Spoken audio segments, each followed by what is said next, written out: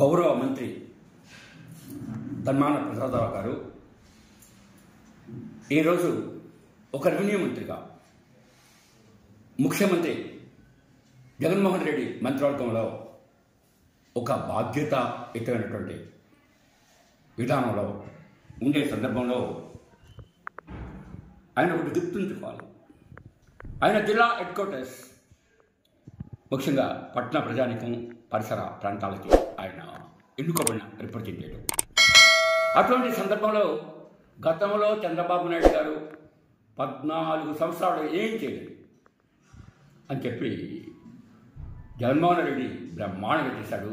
మరొక 20 ఏళ్ళు ఆయనకి పరిపాలన అవకాశం ఇస్తే బ్రహ్మాండంగా చేస్తారు అన్నటువంటి మాటలు చూస్తే ఈ మాటల గారడీకి ముఖ్యంగా పట్టణ ప్రజానికం పరిసర ప్రాంత ప్రజానికం అర్థం చేసుకోగలరు, సరైన సమాధానం గుర్తించగలరు అని చెప్పి మేము ఈ సందర్భంగా మనం చేసుకుంటున్నాం.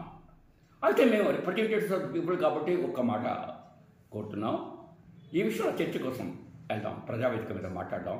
చంద్రబాబు నాయుడు గారి పరిపాలన బాగుందా లేకపోతే జగన్మోహన్ రెడ్డి పరిపాలన ఎట్లా ఉంది అన్నటువంటి విషయం మీద అర్థవంతమైన చర్చ జరగాలి.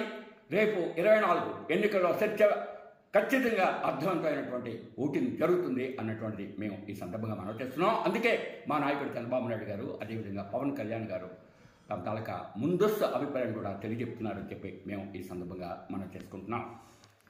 ముఖ్యంగా చంద్రబాబు నాయుడు గారు గురించి ఒక్కసారి ప్రతిసారి అంటారు, అమరావతి గురించి మాట్లాడుతూ ఆయన రియల్ ఎస్టేట్ వ్యాపారిగా మాట్లాడడం అది అర్థవంతమైన చర్య కాదు అని చెప్పి మేము ఈ సందర్భంగా మనం చేస్తున్నాం.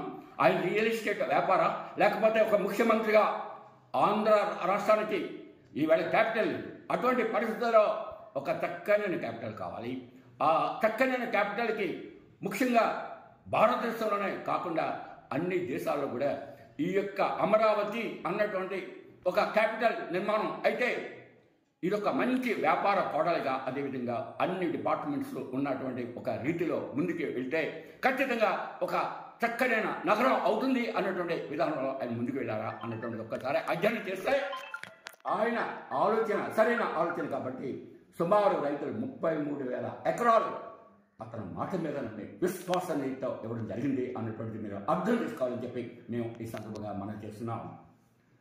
మీరు మీ విశ్వాసనీయత ఈవేళ చెప్పాలి అంటే ఆర్టీసీ కాంప్లెక్స్ నుంచి రైల్వే స్టేషన్ వరకు ఆంధ్రప్రదేశ్ రోడ్డు కోసం ఈవేళ అనేక ఉదాహరణలు వస్తూ ఉంటే కాంట్రాక్ట్ ఏం చెప్తున్నట్టంటే మాకు బిల్లులు పే చేయలేదు, అందుకోసం మేము ఈనాడు ఈ యొక్క కార్యక్రమం చేయలేకపోతున్నాం అన్నటువంటిది ఆలోచిస్తే ముఖ్యంగా ఈవేళ చంద్రబాబు నాయుడు గారి తాలూకా విశ్వసనీయత మీద 33,000 ఎకరాల రైతాంగం ఇచ్చినటువంటి విధానం గొప్పదా, లేకపోతే మీకు ఒక కాంట్రాక్టర్ కూడా ముందుకు రావడం లేదు అంటే దానికి విశ్వసనీయత లేనటువంటి ఆర్థిక విధానాలు ఇవి అని చెప్పి మేము ఈ సందర్భంగా మనం చేస్తున్నాను. ఇటువంటి ఆర్థిక విధానాలు లేని మీరు ఈ యొక్క ఆంధ్ర రాష్ట్రాన్ని అభివృద్ధి చేస్తారు అన్నటువంటి విషయం తెలియజెప్తే ఎవరు నమ్ముతారు అని చెప్పి మేము ఈ సందర్భంగా మనం చేస్తున్నాం. ఇదే సందర్భంలో స్వతంత్రం వచ్చిన తర్వాత భారతదేశంలో అభివృద్ధి సాధించాలంటే ఇది వర్ధమాన దేశం, అభివృద్ధి చెందుతున్న దేశం. అటువంటి పరిస్థితుల్లో ప్రథమ నెహ్రూ ఆనాడు ఏమన్నారు, government participation should be there in the activities of people అన్నటువంటి ఉద్దేశంతో ఆవేళ రోజే ఆయన ఈ యొక్క పబ్లిక్ విధానాలు తీసుకొచ్చిన సందర్భం మీకు తెలియదా అని చెప్పి మేము ఈ సందర్భం మనం చేస్తున్నాం. ఆనాడే రవాణా బాగుండాలి అన్నటువంటి ఉద్దేశంతో ఆవేళ ఆర్టీసీని నేషనలైజ్ చేసి ప్రభుత్వ పరమైనటువంటి సంస్థగా మార్చడం. ముఖ్యంగా చెప్పాలంటే మన ఆంధ్రుడు సంజీవరెడ్డి గారు ముఖ్యమంత్రిగా ఉండేటప్పుడు అది నేషనలైజ్ చేసి అదొక విధానంగా ఒక నావెల్ ఐడిగా తీసుకెళ్ళి ఈవేళ యావత్ దేశానికి అందించినటువంటి చర్యలు మీకు తెలియవా? అదేవిధంగా స్టీల్ ప్లాంట్ తెలియదా? అటువంటి పరిస్థితుల్లో ఈవేళ చంద్రబాబు నాయుడు గారు ఇటువంటి మంచి నోవెల్ ఐడియా ప్రజానీకానికి అందిద్దాం అన్నటువంటి ఉద్దేశంతో మాట్లాడితే మీరు ఏమంటున్నారు, ఆయన ఈవేళ అమరావతిని స్థిరాస్తి వ్యాపారంగా మార్చడానికి ప్రయత్నం చేస్తున్నారు అని మీరు చెప్తే ప్రజలు అర్థం చేసుకోవాలని స్థితిలో రియల్ ఎస్టేట్కి అదేవిధంగా ఒక పబ్లిక్ పార్టిసిపేషన్తో ఒక సంస్థ ఏర్పాటు చేసే అభివృద్ధి చేసే విధానానికి అర్థం చేసుకోలేనంత విధానం ఈవేళ ప్రజానీకం లేదు, ముఖ్యంగా పట్టణ ప్రజానీకం అని చెప్పి మేము ఈ సందర్భం మనం చేస్తున్నాం. అదే సందర్భంలో ప్రైవేటు లేఅవుట్ అని చెప్పి ప్రభుత్వం మీద ప్రజల మీద అందరి మీద ఒత్తిడి తీసుకొచ్చి లేఅవుట్ వేస్తే దాన్ని మేము అందరం కలిసికట్టుగా ఖండించాలని చెప్పి, దాన్ని వ్యతిరేకించాలని చెప్పి నేను ఈ సందర్భంగా తెలియజేసుకుంటూ, ఈ యొక్క ఒత్తిడితో ఏర్పాటు చేసినటువంటి ఈ యొక్క లేఅవుట్లకి, చంద్రబాబు నాయుడు అమరావతి లేఅవుట్కి భేదం తెలియనటువంటి విధానం ఈవేళ ఉండదని చెప్పి నేను ఈ సందర్భంగా మనం చేస్తూ, ఈ యొక్క విధానం ప్రజలకి తెలియజెప్దామని ఈ యొక్క విధానం తెలియజెప్పడం జరిగిందని చెప్పి నేను ఈ సందర్భంగా మనం చేసుకుంటున్నాను. నమస్కారం. గౌరవ రెవెన్యూ మంత్రి గారు చాలా చక్కగా సెలవిచ్చారు.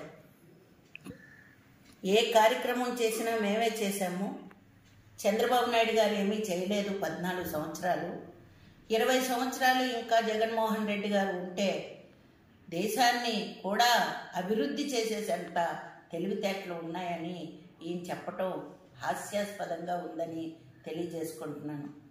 ఎందుకంటే ఈరోజు భూములు రెవెన్యూ మంత్రిగా ఉండి భూముల్ని అధికారుల చేతికి జీవో రూపాన్న ఇస్తే అసలు రైతులన్న వాడికి ఏమైనా భూములు మిగులుతాయా? సొంత భూములను కూడా మీరు కాజేయడానికే జీవోలు పెట్టారన్న విషయాన్ని మీకు తెలియదా అని నేను సూటిగా ప్రశ్నిస్తున్నాను.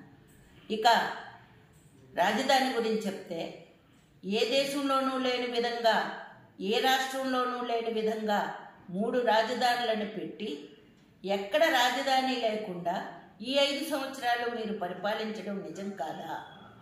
రైతులు త్యాగాలను మీరు మరిచి వాళ్ళని కోర్టుల చుట్టూ తిప్పి పోలీసుల చేత వాళ్ళని చాలా హింసించి కేసులు పెట్టి ఇన్ని రకాలుగా చేసి ఈరోజు ఆ భూమితో చంద్రబాబు నాయుడు గారు లేఅవుట్లు బిజినెస్ చేస్తారా?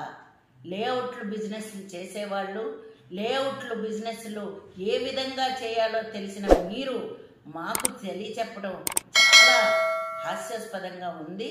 ఇదంతా కూడా ప్రజలు గమనిస్తున్నారు. ప్రతి దానికి సరైన సమాధానం ఇంకా 50 రోజుల్లో ప్రజలు ఇస్తారని తెలియజేసుకుంటున్నాను.